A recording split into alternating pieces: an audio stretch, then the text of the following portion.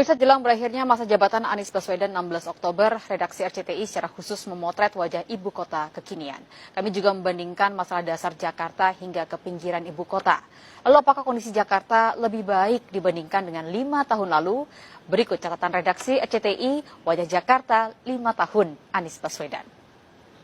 Pemirsa, berbagai revitalisasi dan pembangunan terus dilakukan di masa 5 tahun kepemimpinan Gubernur DKI Jakarta Anies Baswedan.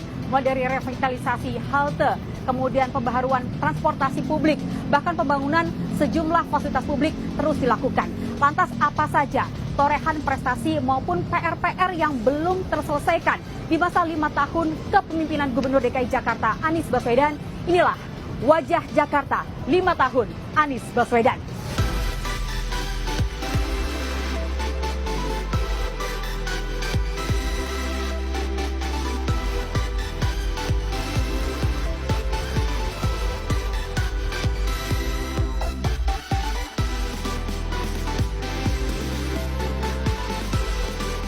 Pasca pandemi, Jakarta kembali menggeliat, begitu juga kemacetan. Program pemecah kemacetan ala Anies Baswedan pun diuji. Adalah integrasi transportasi publik mulai dari mikrobus, Transjakarta, KRL, serta integrasi MRT dengan LRT. Layanan pembayaran diintegrasikan digital, kawasan gabungan intermoda dibangun dan dibuat cantik untuk penumpang dan konten kreator. Perjalanan di Jakarta sangat tinggi, mencapai 21,9 juta per hari dengan jumlah kendaraan bermotor 15,3 juta perjalanan per hari. Namun dengan transportasi massal yang terintegrasi memudahkan berpindah cepat dari kendaraan pribadi ke umum atau antar kendaraan umum. Jangkauan kendaraan umum pada tahun 2016 berkisar 42%, melompat menjadi 82%. Sementara cakupan layanan umum terintegrasi hingga mencapai 85,16%. Data ini menggambarkan mudahnya akses transportasi publik.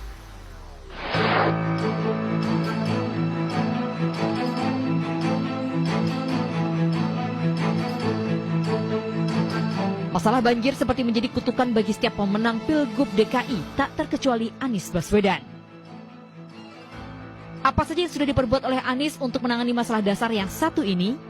Pemprov DKI mengeruk lumpur danau, sungai dan juga waduk di 5 wilayah kota, mengerahkan alat berat 3 kali lipat dari kapasitas biasanya.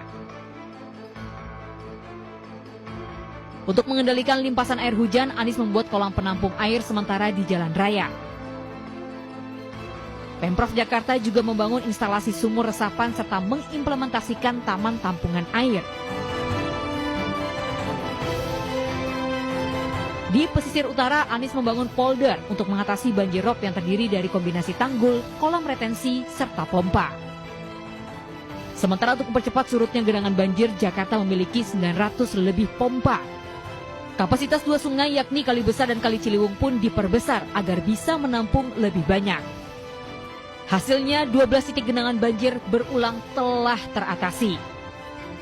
Tahun 2020 dengan curah hujan terekstrim yakni 377 mm per hari, banjir surut lebih dari 95% dalam waktu 4 hari. Padahal di tahun 2015 dengan curah hujan lebih rendah 95%, wilayah tergenang baru surut 7 hari. Jakarta juga berinovasi dengan teknologi flood control system yang mengintegrasikan sensor dan CCTV di 178 titik yang memetakan banjir dengan akurat. Soal ruang terbuka, Anies membangun yang disebutnya sebagai ruang ketiga. Anies memperluas ruang terbuka dari 12,12% di tahun 2014 kini menjadi 30,92% dengan luas 664 km persegi. Taman Eco Park di kawasan Tebet seluas 7,3 hektar ini selalu dipenuhi warga meski terganggu masalah parkir. Taman ekowisata dan bermain anak ini menjadi tempat favorit baru warga DKI karena luas dan teduhnya kawasan ini di tengah kepadatan Jakarta.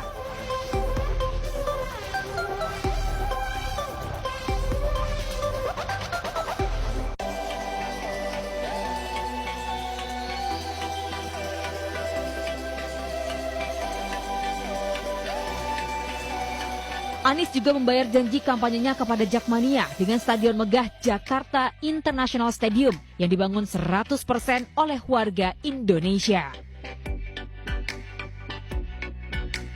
Stadion dengan desain modern dan megah ini diklaim menjadi salah satu dari 5 yang terbesar di Asia. Berdiri di atas lahan 22 hektar, JIS mampu menampung 82.000 penonton.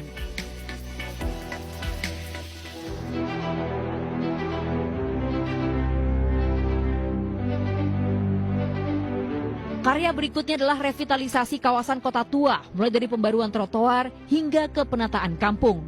Hasilnya kawasan interaksi warga dengan udara rendah emisi.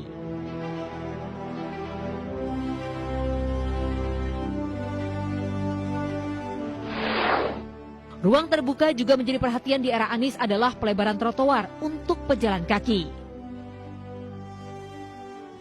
Bahkan Anies sempat mengklaim dalam 3 tahun kepemimpinannya, revitalisasi trotoar sudah dilakukan di sepanjang hampir 305 km. Bisa selain revitalisasi transportasi publik, trotoar, JPO, tidak hanya itu saja, Pemprov DKI Jakarta juga membangun sejumlah program lainnya, di antaranya adalah Rusunawa.